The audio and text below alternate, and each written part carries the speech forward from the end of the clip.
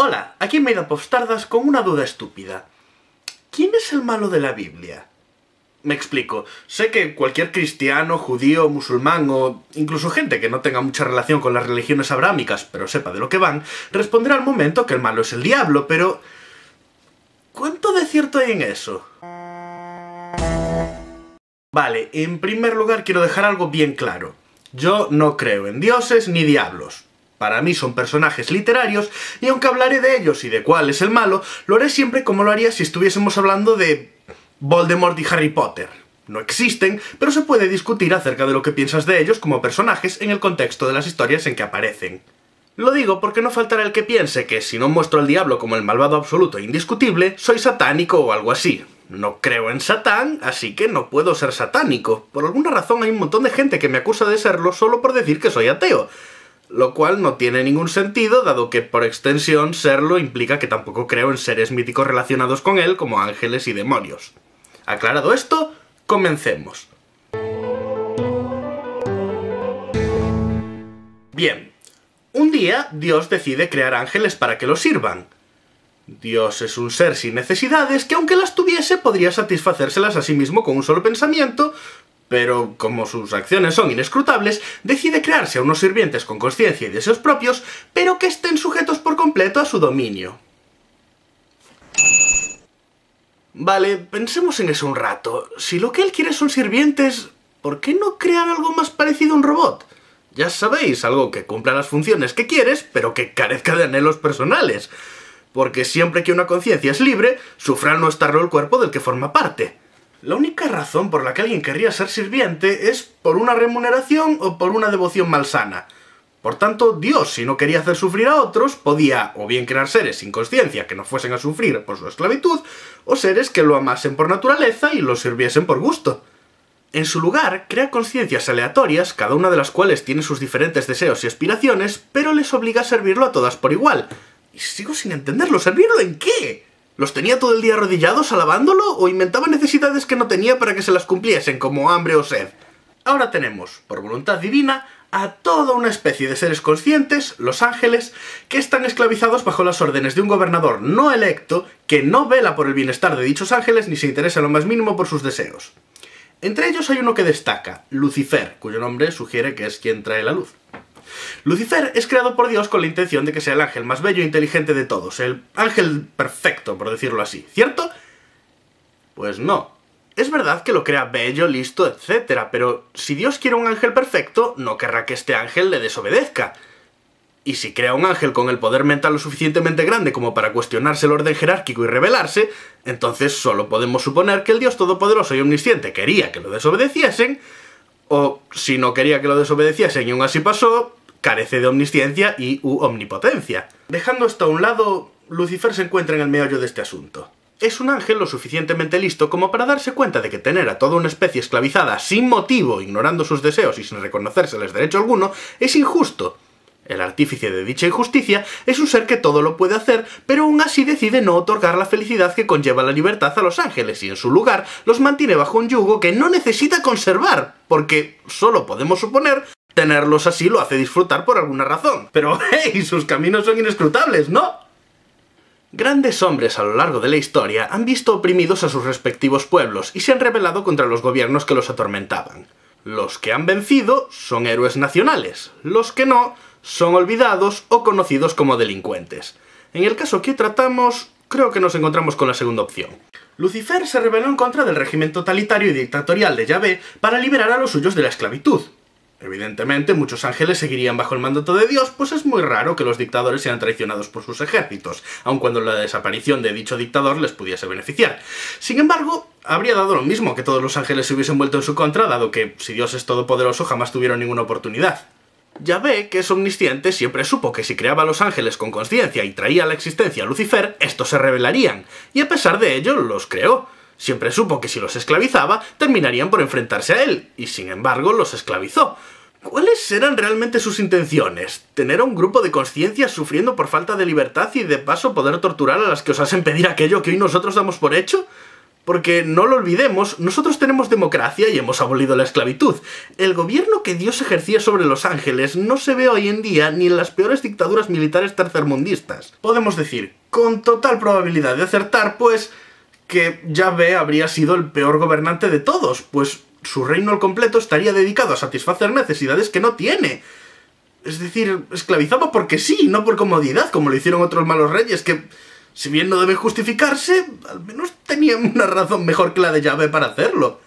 La historia en sí no tiene mucho sentido, pero volvamos al tema que debemos tratar. ¿Quién es el malo? Para dilucidarlo, podemos empezar por eliminar participantes con el concepto contrario. ¿Alguno podría ser bueno? Por un lado, tenemos a alguien que, al ver que sus semejantes se encontraban en una situación que a nosotros nos parece aberrante cuando nos ocurre a los humanos, decide enfrentarse al poder establecido para cambiar las cosas. No es algo que implique necesariamente que quien lo hace sea bueno, pero desde luego no es una actuación excluyente de la bondad. Recordemos, no existía ningún mecanismo social o legal que permitiese a los ángeles cobrar algún tipo de derecho, ya que eran esclavos, así que la revolución parece lógica y una acción compatible con alguien bueno. Del otro lado, tenemos a un esclavizador que quiere, no necesita, quiere que la gente lo adore sin importarle el bienestar de quienes lo hacen, y cuando las conciencias que ha estado oprimiendo deciden pedir lo que les corresponde como tales, no piensa ni por un momento en concederles derechos, sino que se toma la molestia de crear un lugar donde se sufre lo indecible para castigarlos eternamente por, recordemos, reclamar algo que nosotros consideramos derechos básicos innegables. Así pues, ¿alguno podría ser bueno? El primero no ha demostrado ser bueno, pero tampoco malo, por tanto existe la posibilidad de que sea cualquiera de las dos. El segundo, sin embargo, se ha cerrado la puerta de la bondad. No solo tiene la culpa de que otros sufran, y la tiene a propósito, sino que cuando estos intentan dejar de sufrir, él los hace sufrir todavía más, de nuevo, sin la menor necesidad de hacerlo, más allá de que le apetezca. Si tuviese que decidir ahora, sin duda elegiría a Lucifer como el bueno, por defecto, pero tenemos más historia que analizar, por lo que debemos seguir a ver si Dios hace algo que lo redima o algo resultan ser igual de malos. Tras el fiasco de los ángeles, sin haber aprendido mucho, Dios crea una nueva clase de conciencias, esta vez en un mundo físico que se toma la molestia de crear porque sus caminos son inescrutables, supongo, pero con una diferencia, algo sí ha aprendido. Que Lucifer, el más inteligente de los ángeles, se había revelado debido a su intelecto superior, que le había permitido darse cuenta de lo injusto de la situación. Por eso, al ser humano lo crea inconsciente, le da tareas inútiles como nombrar a los animales para tenerlo ocupado y que no piense en nada más complicado que adorarlo, pero no logra evitar la tentación de castigarlos. No han hecho nada y no tienen conocimientos. Pero eso mismo puede ser el motivo del castigo. Yahvé crea, porque sus caminos son inescrutables, un árbol que da un fruto que concede el conocimiento, y le dice al hombre que si lo come, morirá. En el caso de que ese ser que no sabe lo que es el bien y el mal desobedezca, cosa que no tiene razón para no hacer dado que no sabe distinguir del bien y el mal, Dios podrá castigarlos. Pero no quiero ser injusto, porque a lo mejor todo esto no estaba planeado de antemano. Quizás Dios no es omnisciente y simplemente cometió el error de colocar ahí ese árbol sin saber lo que ocurriría y, por pura incompetencia, dejó dicho árbol sin vigilancia, pues tampoco es ubicuo, y que lo comiesen no fue del todo culpa suya. En ese caso la culpa es del diablo y él es el malo, ¿no? Pues tampoco. ¿Cuál es, en realidad, la maldad que comete Lucifer, si es que en verdad fue él, al decir a Eva que coma del árbol del conocimiento porque Dios les había mentido y en realidad no morirán? Si Dios aprendió de la experiencia anterior que la inteligencia permite a los esclavos darse cuenta de su situación y por tanto querer libertad, también debió hacerlo el diablo, quien lo experimentó de primera mano.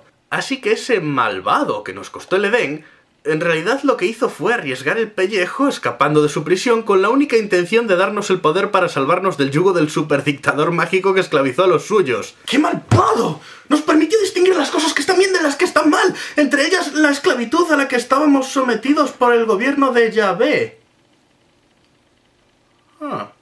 Y por eso simplemente no puedo ver a Lucifer como el malo del cuento. No sé cómo. A mí me parece la historia de un héroe revolucionario caído que, con su último esfuerzo, realiza el acto desinteresado de dar a una especie ajena la clave de la libertad. Pero contada por el esclavizador. Pensadlo. Si vosotros fueseis el tirano vencedor, ¿qué historia aparecería en los libros? ¿La de vuestra maldad? ¿O la perversión de la verdad que convierte al héroe en delincuente por el mero hecho de oponerse a lo que él consideraba maligno? Decídmelo vosotros. ¿Quién es en verdad el malo en esa historia? ¿En serio podéis, luego de lo expuesto, sostener que el malo es Lucifer? Ese personaje que en todo el libro no mata ni a una sola persona y cuyos crímenes son desafiar a un dictador y dar conocimiento a los humanos. Yo diría que el candidato al malo es ese otro que, con total intención y planificación, crea la situación y los componentes que llevan al sufrimiento a miles de millones de conciencias, tanto de forma directa como indirecta. Lo he dicho desde el principio, yo no creo en el diablo ni en Yahvé. Simplemente, cuanto más pienso en la historia, más claro veo cuál de ellos es Harry y cuál Voldemort. Solo que en la Biblia el final de la confrontación es menos feliz. No olvidemos, eso sí, que conceptos como bien y mal tampoco son objetivos, y puede haber gente, y me consta que la hay, que concluye que cualquier cosa que haga o mande Dios es buena por el mero hecho de ser su palabra, con lo que la esclavitud sería buena y el intento de abolirla mala, quedando así los papeles de héroe y villano invertidos. Pero esta reflexión va dirigida a gente capaz de dudar y seguidora de alguna de las morales cercanas al siglo XXI, no a fanáticos. Si alguien lo interpreta de otro modo y quiere decir por qué lo hace, estaré encantado de oír lo que tenga que decir. En cualquier caso, pasadlo bien y recordad, somos polvo de estrellas, demostradlo siendo brillantes.